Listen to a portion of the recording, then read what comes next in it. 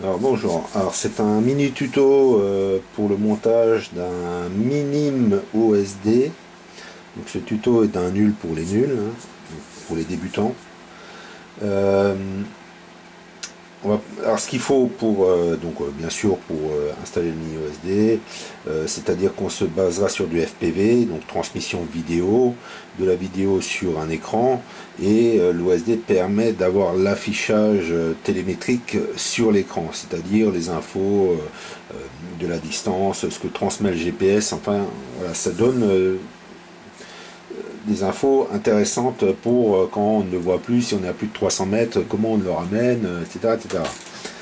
Donc, pour commencer, donc après le type de cam, on restera sur on restera sur des cams type basique. Hein. J'ai pas de GoPro, donc alors j'ai trois cams à ma disposition, une SJ Cam, une H9 et Ken H9, une Firefly 6S. Alors, pour commencer pour les cams, il faut savoir deux choses. Un, le type de connecteur USB qui est dessus. Donc sur la SJ Cam et la Eken, c'est des nouvelles versions USB, hein, type de nouveau portable. Sur la Firefly, c'est une ancienne génération et il me semble que la GoPro 3 a le même type de connecteur. Donc je vais essayer de montrer la différence. Donc voici les anciens connecteurs, hein, on reconnaît les petits angles sur les bords. Donc ça c'est les anciens connecteurs qui se montrent sur la Firefly et de ce qui est indiqué sur les GoPro 3. Et donc là on a donc les nouveaux connecteurs, hein, plus fins, genre type nouveau mobile tactile, voilà. Donc déjà se renseigner sur le type de connecteur avant de commander le câble. Ensuite il faut se renseigner, là c'est à chercher, c'est pas toujours indiqué sur la nomenclature ou sur ce qui est vent, si la cam transmet le signal vidéo via l'USB. Alors si ça ne le faisait pas, c'est pas que c'est un problème, mais ça complique certaines choses, surtout pour l'OSD. Alors le principe c'est que si sur les trois modèles, par exemple la Eken H9 que j'ai ne transmet pas la vidéo via l'USB, elle le transmet que par l'HDMI. Donc il faudra un converteur, ce qui complique la chose, et je suis pas là pour parler de ça. Donc pour la SJ-Cam, ben, j'ai pas eu de problème, donc je branche. Alors la SJ-Cam, il faut lorsqu'on l'allume, il faut lui préciser encore par la suite qu'on veut transmettre le signal vidéo par le mode TV. Donc je sélectionne, j'active et je fais OK. Et donc normalement là ça passerait par le signal, par le câble USB. Donc ça c'est un peu l'inconvénient, c'est faut chaque fois, on peut pas le programmer, il faut chaque fois le paramétrer à chaque démarrage de la caméra. Donc ça c'est la SJ-Cam.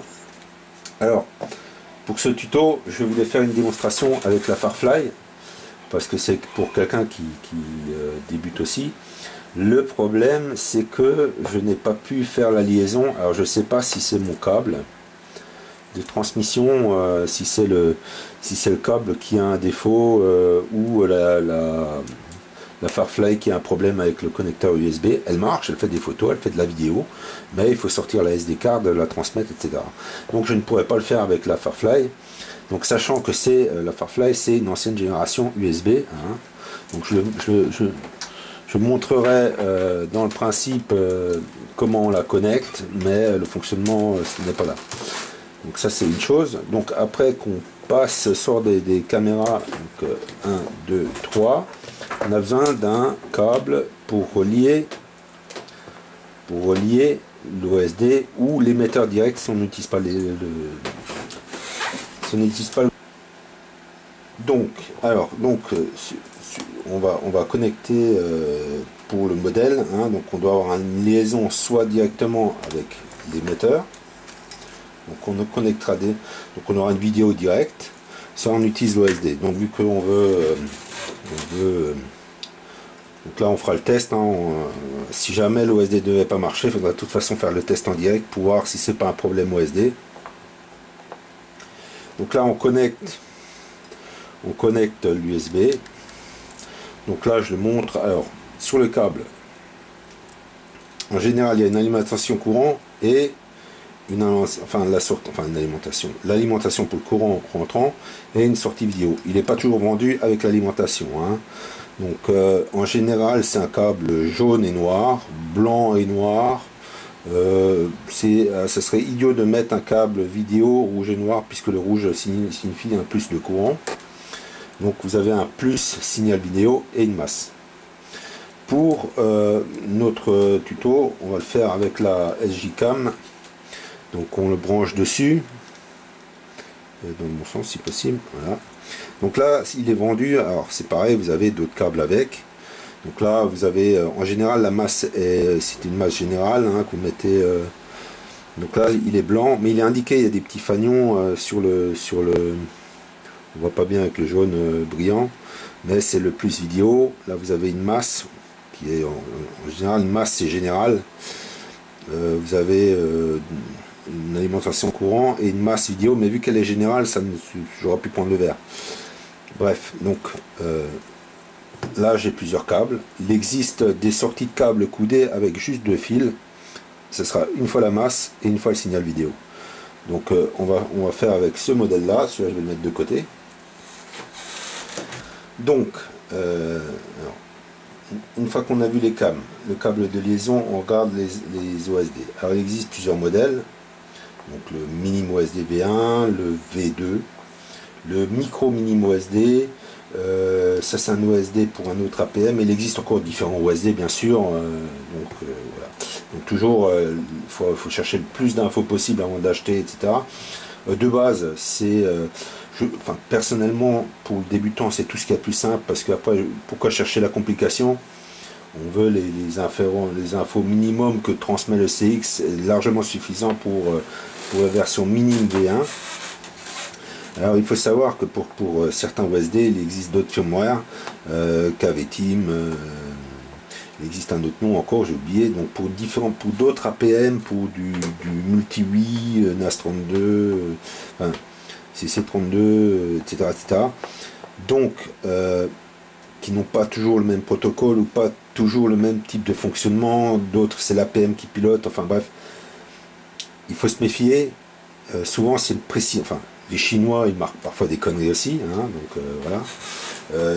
Après pour le principe, je n'ai acheté par exemple le micro mini, il était livré avec donc compatible APM. J'ai fait malheureusement une mauvaise mise à jour qui a compliqué les choses.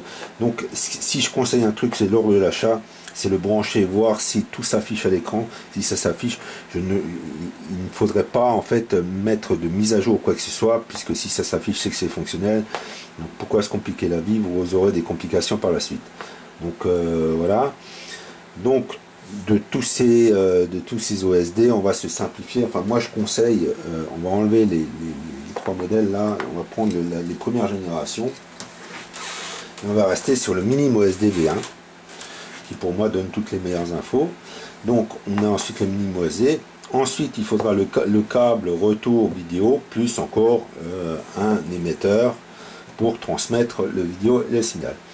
Alors pour connecter tout ça, en théorie, enfin c'est pas compliqué. Alors juste pour revenir sur l'émetteur, par contre, j'ai oublié un détail parce que la personne qui m'a demandé, elle a un autre type. Donc en général, vous avez une alimentation pour l'émetteur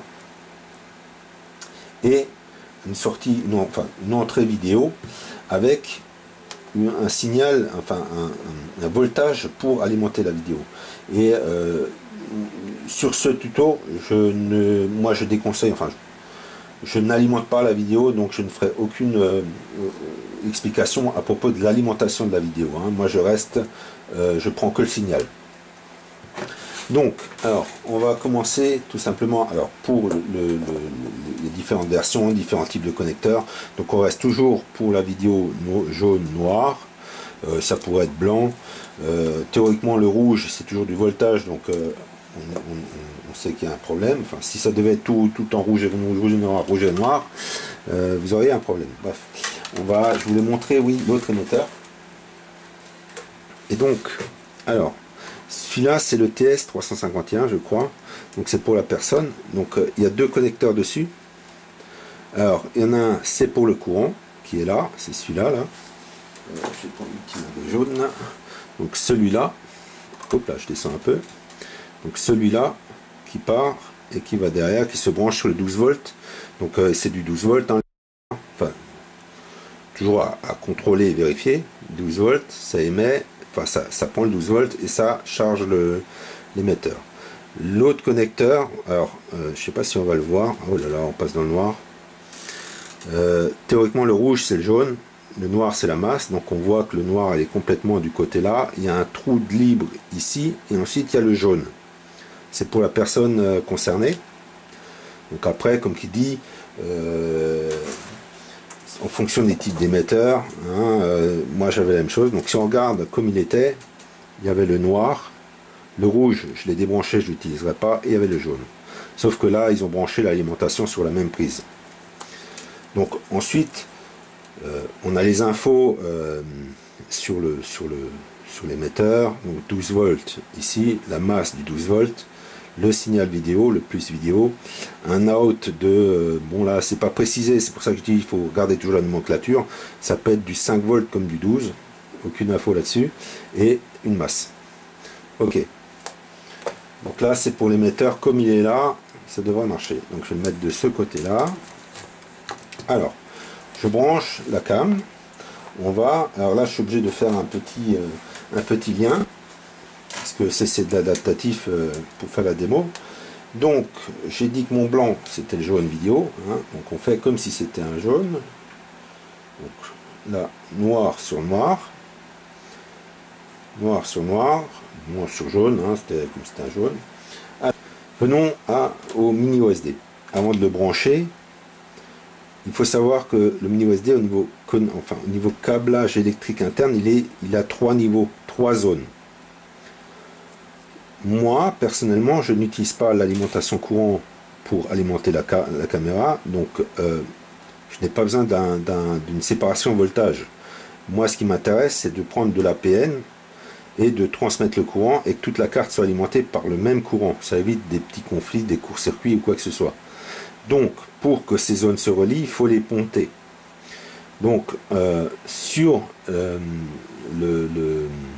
mini OSD, vous avez le premier pont ici à souder, qui fait la zone 1 à la zone 2. On le retourne et vous avez le second pont à souder qui est ici, qui fait la zone 2 à la zone 3. Comme ça, la carte est alimentée en 5 volts par l'APM. Alors, théoriquement, vous avez un connecteur PAL encore à souder. Or, chez moi, PAL c'est le système français ou européen, on va dire. Or, chez moi, même s'il n'est pas soudé, le signal vidéo passe en PAL. Donc j'ai pas de problème à ce niveau là. Donc voilà.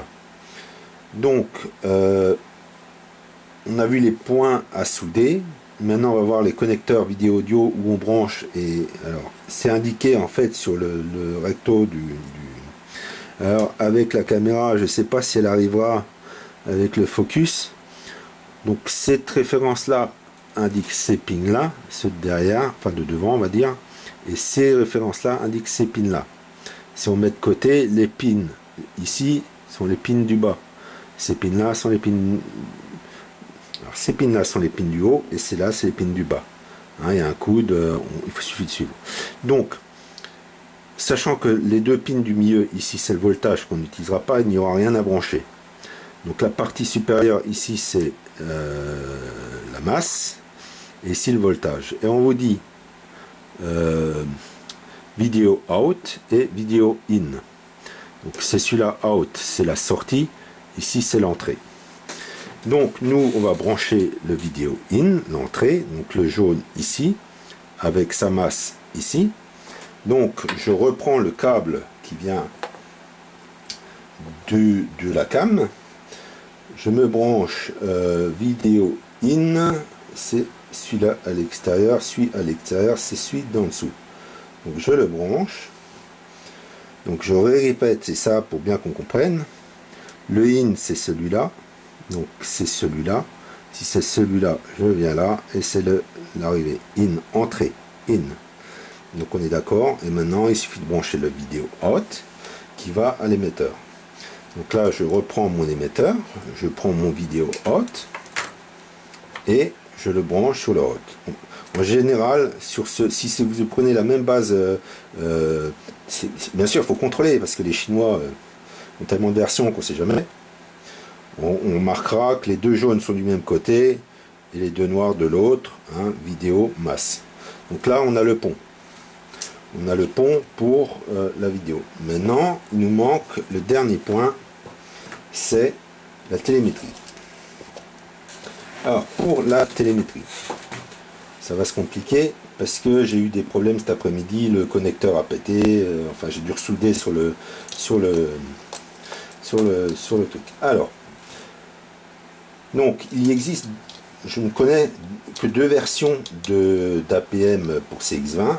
Il y a celui que je possède, le 2.52 version 5, et la version d'avant, en fait, la seule différence c'est que les connecteurs sont pas soudés. Donc vous aurez les soudures à faire directement pour pouvoir avoir la télémétrie. Alors il faut savoir que d'origine, avec le firmware d'origine, même si vous avez le connecteur, la télémétrie ne se transmet pas. Donc il n'y aura pas d'OSD, ni de télémétrie. Alors ce qu'il faut faire, c'est déjà mettre le nouveau firmware, enfin prendre un firmware custom en 1, c'est du 3.1.5 ou 3.2.1, hein, en version custom, qui active la sortie télémétrie. Alors remettre toujours les paramètres par défaut, il faut télécharger le fichier de paramètres défaut pour au cas où. Donc une fois que vous aurez fait la mise à jour, on va passer au câblage du port UART. Alors, il est toujours conseillé, parce qu'il est arrivé sur certains modèles qu'il y a eu un défaut de câblage, enfin de connexion. Alors, comment expliquer? Alors, sur le principe, le connecteur, alors on va le brancher, alors c'est pareil. Je vais me baser sur des vieux connecteurs, hein, puisque maintenant, au niveau télémétrie, vous n'avez plus ce genre de broche. Vous avez les nouvelles, ce genre de nouvelles broches sur la télémétrie. Donc, c'est à disparaître. Donc là, j'ai une vieille, c'est pour ça que je l'ai un peu. Donc là, j'ai une vieille, c'est pour ça que je peux la bricoler. La nouvelle, donc les nouvelles sont livrées en double, voire il n'y a même plus pour l'OSD, enfin il faudra se démerder. Donc c'est souvent des coupures, soudures, etc. Donc lorsqu'on commande un câble pour APM, hein,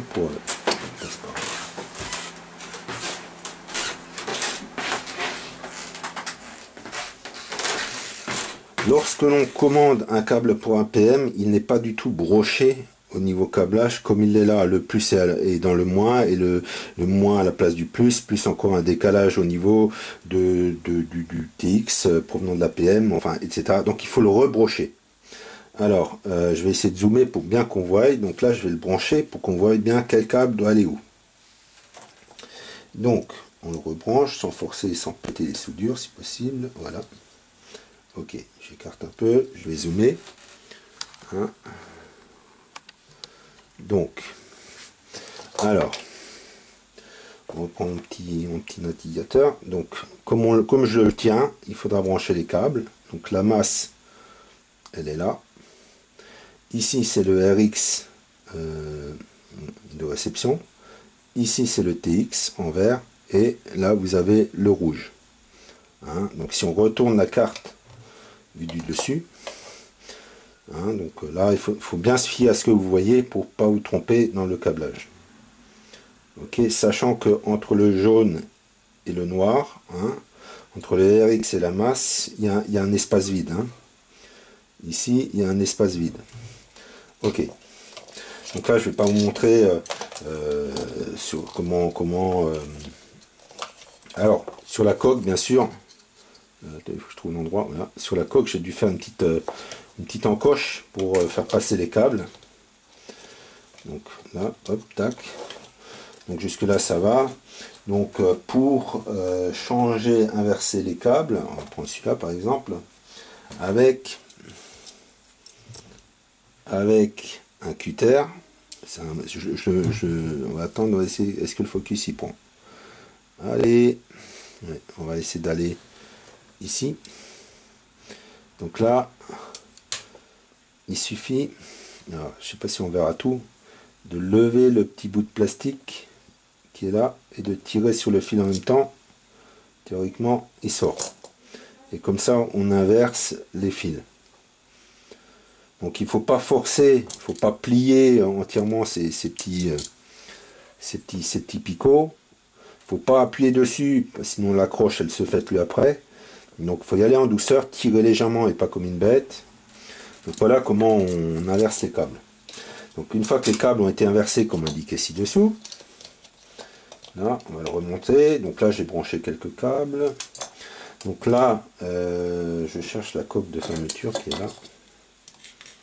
Voilà. Bon, ok. Donc maintenant qu'on a vu pour brancher la connectique, hein, donc on va passer à l'OSD encore. Alors pas se fier au mien, puisque moi j'ai coupé des pins pour éviter les courts-circuits.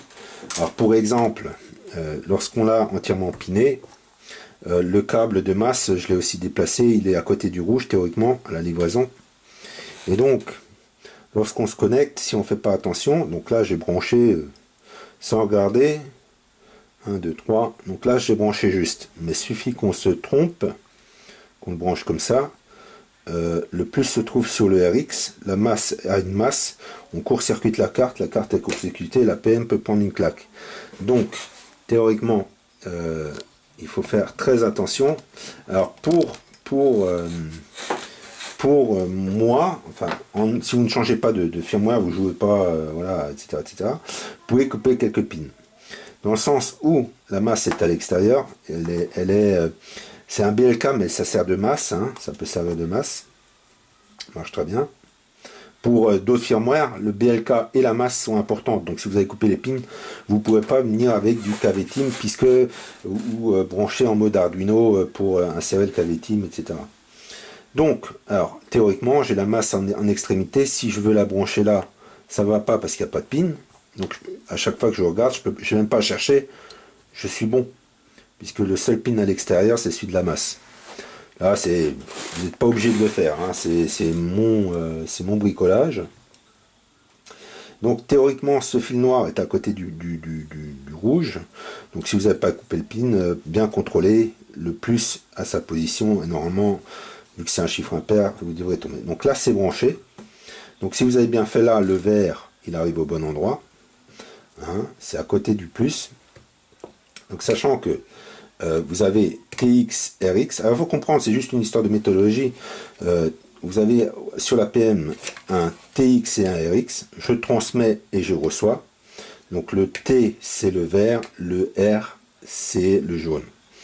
Lorsqu'on transmet côté appareil opposé, on doit recevoir. Donc le fil vert, en théorie, il doit se brancher sur RX. Ce qui est le cas. Or, pour notre tuto, on ne retransmet rien, donc on n'a pas besoin du TX pour envoyer. Donc il n'y aura pas de lien sur le RX côté APM. Par contre, côté télémétrie, il y a on peut interréagir. C'est-à-dire qu'on envoie, donc le TX envoie sur la prise RX, mais la télémétrie, lorsqu'on modifie quelque chose, peut envoyer de son TX et renvoie sur le RX. Alors c'est un peu, voilà, c'est ce que je dis, mais c'est une question de logique. Donc là, on a fait les branchements. Donc là, j'ai branché. Ma cam, je vais la mettre en route, comme ça elle sera en route. Je vais la mettre déjà en mode transmission par USB. Donc on appuie une fois, deux fois, un petit coup vers le bas, une sélection, on descend, et on fait OK. Donc là, elle envoie normalement un signal vidéo. Donc là, il n'y a pas de problème. On va poser que ça se tienne. Hein. OK. Donc là, c'est bon. Maintenant, bon, après, vu qu'il est en extérieur, hein, moi je l'ai relié différemment. Donc là, je vais allumer mon APM. Donc je le mets en route. Donc on voit que là, en rouge, j'ai du courant. On voit que le courant passe à l'opposé. Et on voit que sur le petit bleu, que j'ai une transmission de données. Donc, le courant passe, arrive là, les données arrivent. Maintenant, il faut faire la liaison de l'émetteur. Bon, là, je vais devoir tourner la caméra pour montrer à l'écran que... Voilà, je prends mon plus. Là, je suis obligé de mettre sur des batteries X et Y. Hein. Donc, voilà. Donc là, j'ai le transmetteur. Il envoie. Donc là, j'ai le retour signal vidéo qui est émis. Et là, bon, je vais devoir tourner la caméra. Alors, on va essayer de tourner en même temps. Alors, on passe sur la caméra. Donc là, je change de voie puisque là, je suis sur la... Et là, je suis sur le transmetteur qui est sur la cam. Donc on voit bon, l'indication rouge que vous voyez là. Il faut que je regarde là. L'indication qui est rouge là, c'est la cam qui indique un signal d'enregistrement, hein. Enfin d'attente d'enregistrement. Alors, alors là ça va être dur, je n'ai pas 30 vidéos non plus. Donc on voit Disarmed, Stab, des infos à droite et à gauche, c'est moi qui les ai pré-paramétrés, le satellite, la hauteur, la distance, la fonction si je suis en mode stabilisé, etc., etc. Donc on peut voir que si, alors là pour faire les deux ça va être un peu gai parce qu'avec tous mes fils, donc là en fait je vais essayer de m'approcher avec le, on voit qu'il y a une interréaction, que ça marche. Donc jusque là c'est fonctionnel, les données sont transmises. Donc bon, j'ai vu par rapport à certains OSD, tout ne se transmet pas.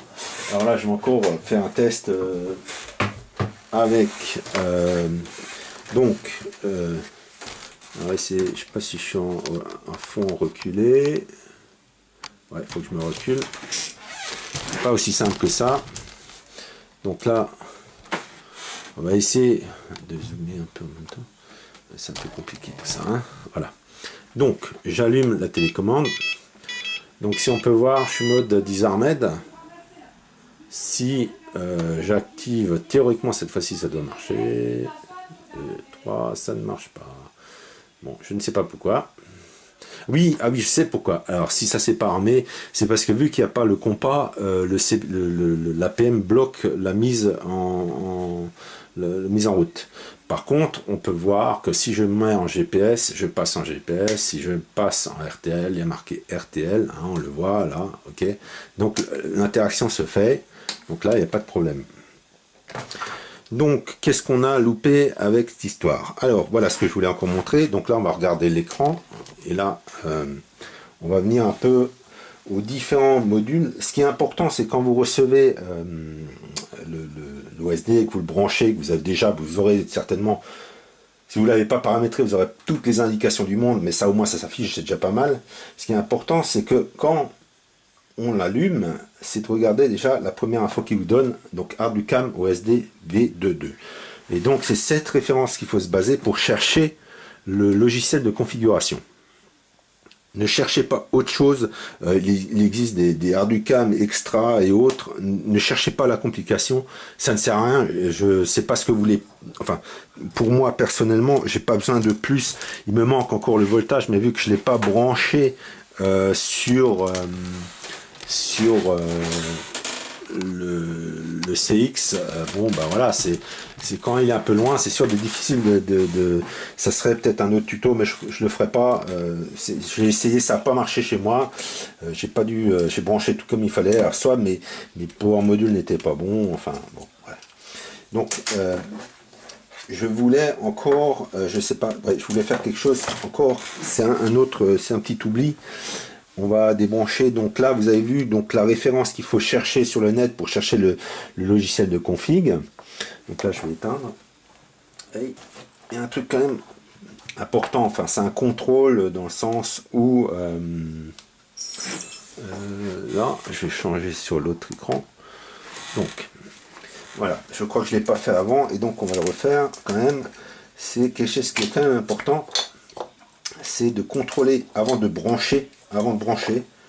Ce qui est important, c'est de contrôler. Alors je ne vais pas le faire débrancher pour que vous puissiez le voir. Donc on va mettre sur un truc à 10 €, hein, un petit testeur. Donc ce qui est important, il est arrivé sur certains modules que les courants soient inversés au niveau de sortie. Et si c'est le cas, vous court-circuitez la chose. Donc en fait, vous prenez vous mettez vos contacts sur les pins extérieurs. Donc en théorie, sur les pins extérieurs, vous avez du 5 volts. Il n'est pas alimenté, donc ça ne peut pas marcher. Donc là, je l'alimente vite fait. Trop vite. Voilà. Ok. Donc, je branche, je vais inverser pour que bien on voie le. Alors, je ne sais pas si on le verra sur le. Non, on le voit pas. Là, on va essayer de faire comme ça. Hein, donc on voit ici le truc. Donc si je le fais, si je me connecte à l'envers, il est bien alimenté, ouais. Hein.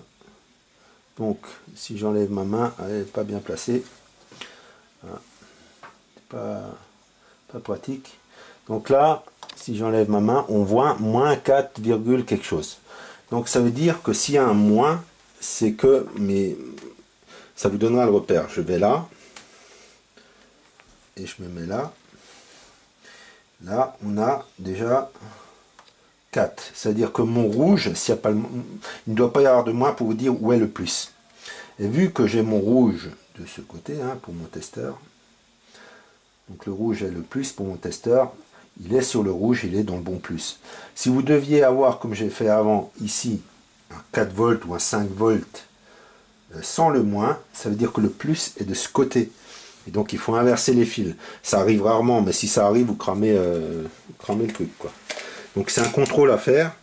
Hein, le plus et le moins. Donc il faut avoir le testeur avec l'indicateur d'inversion de courant. Normalement c'est d'office avec. Donc il y a ça à contrôler. C'est important avant de brancher, de mettre tout en courant. Donc une fois que vous avez ça, les câbles bien positionnés. Hein, donc là vous l'avez encore. Ok. Donc ensuite la position. Alors en général, le vidéo, c'est côté extérieur, donc je le remontre encore une fois, le signal vidéo, c'est là. Après, le in-out, il faut bien repérer. Si vous avez pris ce modèle, normalement, ça devrait être bon. Après, l'émetteur, bon, ce qu'il y a, c'est avant même que vous ayez l'OSD, il faut essayer un direct. Donc là, vous débranchez. Vous les branchez en direct, c'est pas pour moi déjà que le signal vidéo sort de la cam, mais en plus vous avez l'émetteur à pairer avec l'autre émetteur, enfin à régler les bons channels, quoi. Donc déjà ça, ensuite attaquer par niveau, donc les émetteurs, la cam, voir si la vidéo passe en direct. Une fois que c'est bon, bah, vous pouvez attaquer doucement le câblage l'OSD. Et une fois que tout ça, que vous avez le gribouillis de tous les infos qui puisse y avoir sur l'OSD et l'écran, après on peut attaquer le paramétrage de l'OSD. Alors pour ça, il vous faut un FDTI. Donc sur la théorie, c'est branché, c'est marqué. Alors là, ça va être un peu dur de le voir. On va essayer de zoomer. Attendre que le focus, je ne sais pas s'il peut prendre. Là. On voit. Donc ici, c'est un peu flou, hein, c'est flou. Hein. Les voltages, donc il suffit de chercher le 5 pour savoir comment vous le branchez. Bon, sur ce modèle. Donc vous le positionnez, pour moi je le positionne comme ça, donc je cherche le 5 volts, le 5 volts il est comme ça se branche comme ça, voilà, l'USB, il reconnaîtra un nouveau port COM, après vous cherchez le logiciel comme je vous l'ai dit sur Arducam, vous prenez la même version, donc si c'est la V2, vous cherchez la V2, le système de config, pas la peine normalement de mettre la mise à jour du logiciel, vous faites les caractères, et après vous modifiez votre tableau, mais ça c'est une autre, ça vous trouvez, Là, je vais revenir en arrière. Donc, vous trouverez, vous allez sur YouTube, Painless 360, c'est un Anglais qui fait ça. Il fait ça très bien, il n'y a pas besoin de comprendre l'anglais, il vous explique plus ou moins le principe de fonctionnement du mini USB. Voilà quoi, donc en cherchant, je pense que vous trouverez ce qu'il faut pour pouvoir paramétrer le USB. Mais là, déjà rien que pour les câblages, avoir quelque chose à l'écran, c'est déjà pas mal. J'espère que cette fois-ci, j'ai rien oublié parce que ça fait déjà la 3e ou 4e fois, je sais pas mon jour, des connecteurs qui pètent, une cam qui veut pas marcher. Donc voilà. Là, je pense avoir fait le tour. J'espère ne rien avoir oublié. Non. Ah, on est d'accord? Bah voilà. Donc, comme qui dit, méfiez-vous quand même. Alors, pour moi, pour les débutants, comme qui dit, la version 1 de base, pas la peine de... alors, on pourrait... Alors, je vais essayer pour voir. Tiens, je me souviens plus ce que j'ai mis dessus. Alors théoriquement c'est les... Ah oui, il marche pas celui-là. Alors pareil, hein, après des petites surprises. Je l'ai acheté chez Hobby King, je crois, celui-là. Donc quand même, un vendeur qui semble mettre de la qualité, mais en fait il se retrouve que je suis obligé de mettre du plus vidéo pour qu'il marche. Alors celui-là c'est déjà HS. Ensuite on va essayer